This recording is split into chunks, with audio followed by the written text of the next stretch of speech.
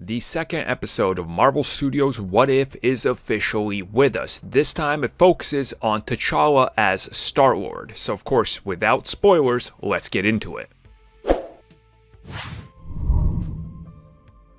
So right off the bat, I will say it was really sad to hear Chadwick's voice knowing that this is going to be his last performance in Marvel's What If. Just knowing how he passed, the battle he fought, everything that surrounded it, and the fact that he did all this and did the voice acting all while sick and still managed to come in.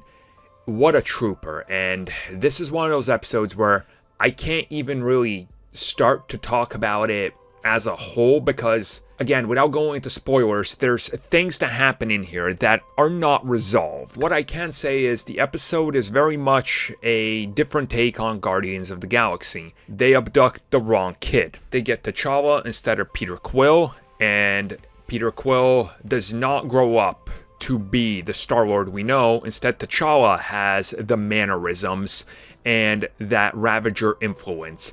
And that changes the course of what happens with that character's journey throughout the multiverse. Now, I will say that there are a few things in this episode that I thought were way too safe, because why do things play out almost exactly the same in certain degrees and elements and events and characters and various things that happen just like they happen in the proper MCU, and you're wondering, well, if this is the multiverse, why didn't that change in a different way? Little things like this that are actually bugging me about the first and this episode of Marvel's What If. And that's not to say it's bad.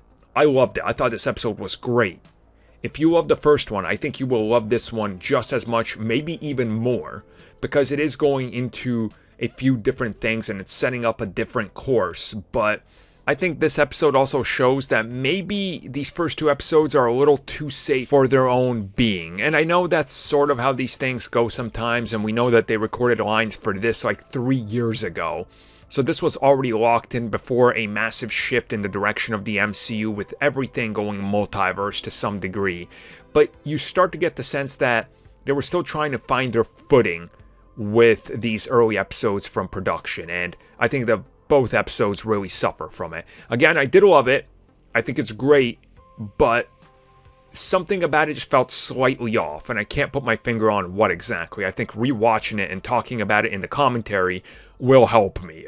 Speaking of which, yes, the commentary will be out, of course, so look forward for that, or look forward to that from us if you're a member. And if you are, thank you.